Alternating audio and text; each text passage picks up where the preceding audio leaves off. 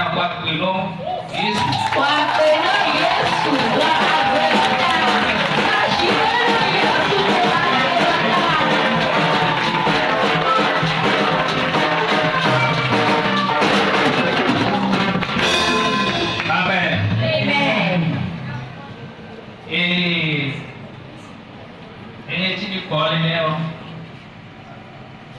Bébé sonné il y valait et on va dire ton colonne de 27 mars il valait pour nous donner bon les gars pour non wa nous on a porté à l'été nous nous mettre dans mon sou les gars pour même si des quand on m'a dit bon moi mais bébé chile pour changer et quand et quoi il me dit Maou charmé dans les touches, vraiment. Et non, mais mais quand Maou me gâté,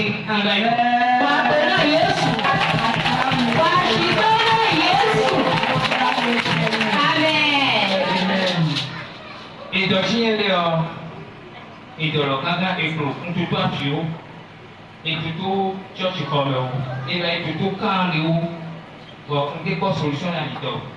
Si on va les prières l'homme, ils s'alisent ou à prier l'homme, ils s'alisent alors si les deux veulent, ils doivent leur bon peu.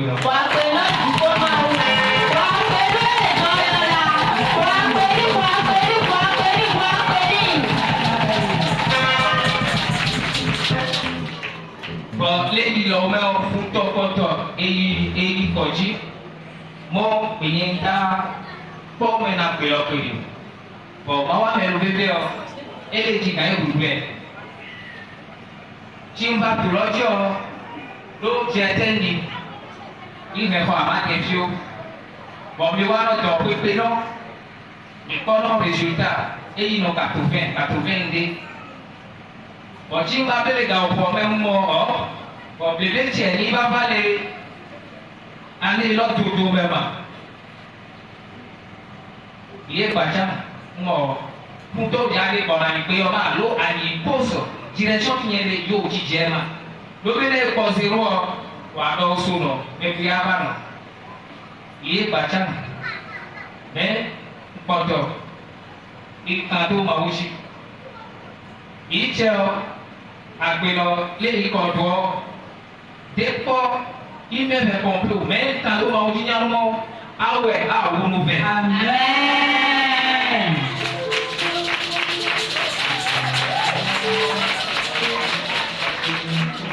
Il tient au novembre 2016, il y a au novembre et d'ailleurs on va faire un marché. Bon, et si des fois quoi que d'ailleurs, quand tu as commis un pays, maou, délai maou lenji. Il parle et tout dit dans ce bord.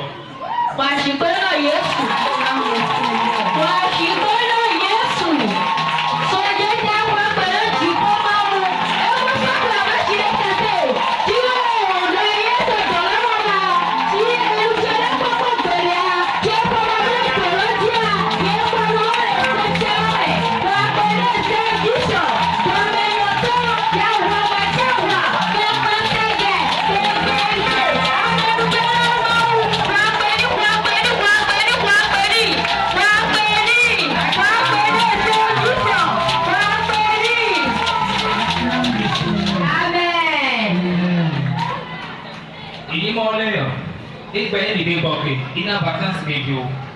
Ok, mais là, il va manger et il n'a pas de résultat.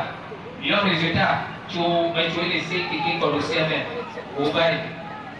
Résultat, c'est pire. Il y a un bon mais il va traîner quelqu'un, garder, il y a les chiens, les parents au pays. Au lancer le résultat de ligne WhatsApp. Donc, il y a ligne WhatsApp, il y a tapé le numéro et ce groupe de caricatures. Il notait, il doit le numéro de taper et taper on a pour admis.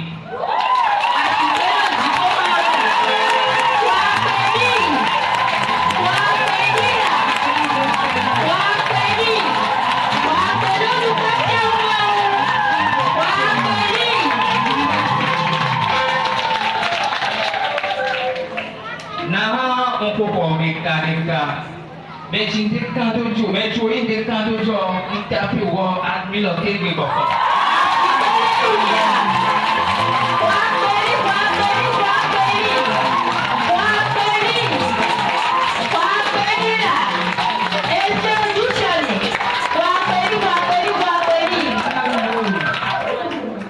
Que sortu ame koto que so ai kutu I aduni lo I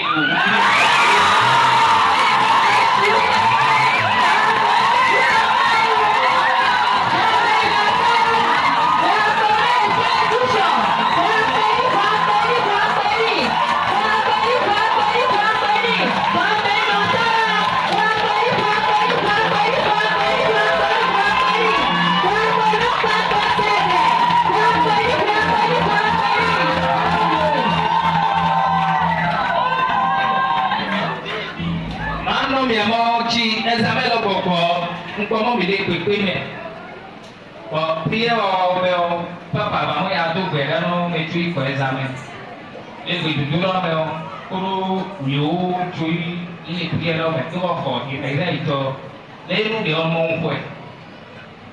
Et nous les dadas pour les hommes ont fait.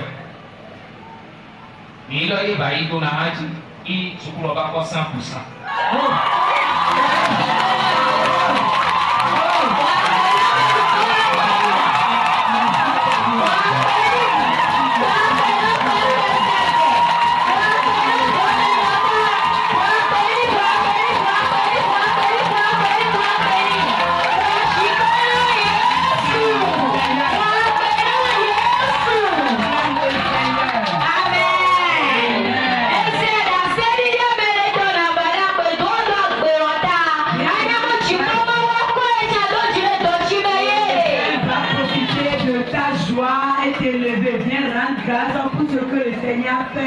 Dans la vie du directeur et des faits d'élèves. Donc, nous avons dit que nous avons une direction. Il va aller, nous avons dit il va tout changer. Il faut solution à l'idée. Il est on nous avons examen dans les jours. Il m'a fait un bébé. Si je suis allé dans nous tout changer. Il tourne.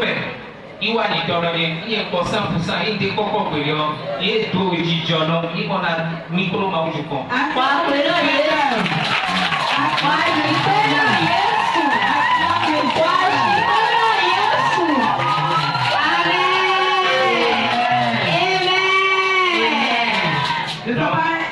Il y a un les ouais, il pour 100% en santé qui est dans le 100%.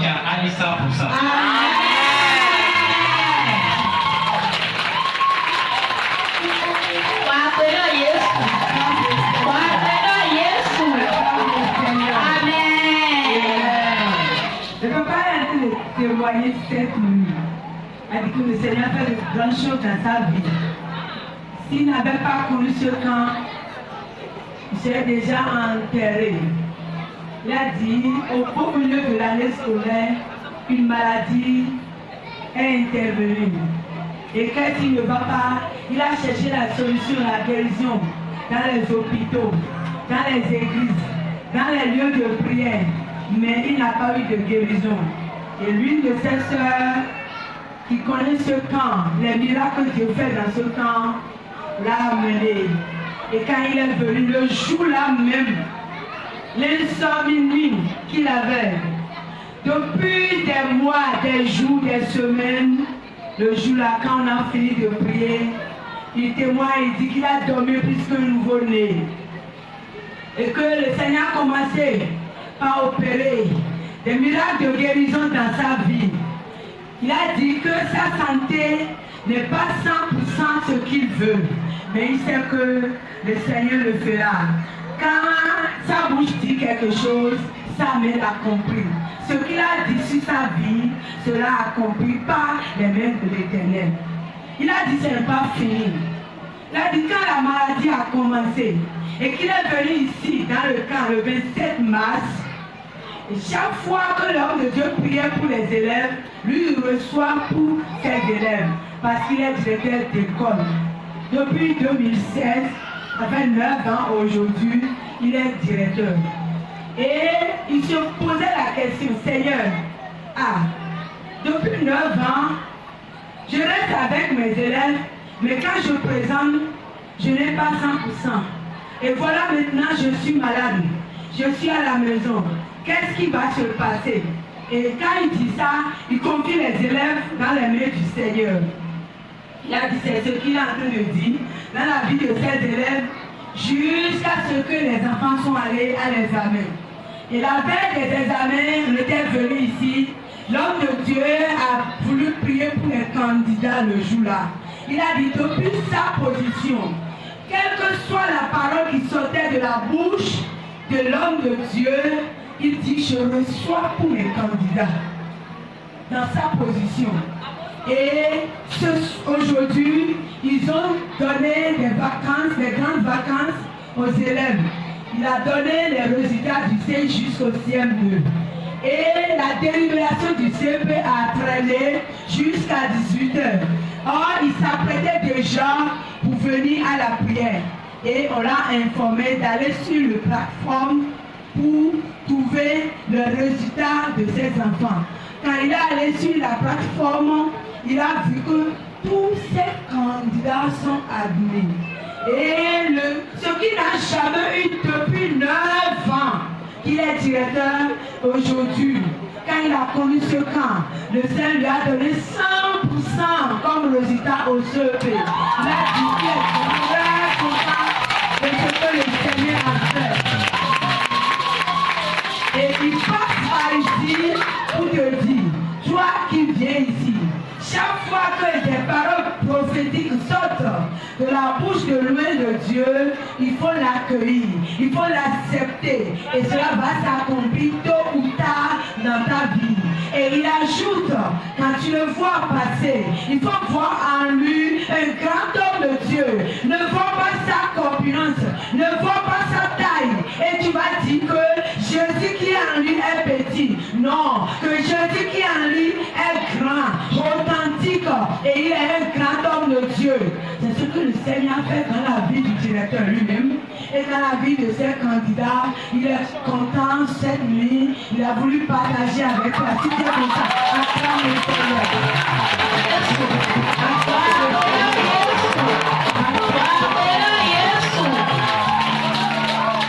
Amen. Je te vous êtes béni.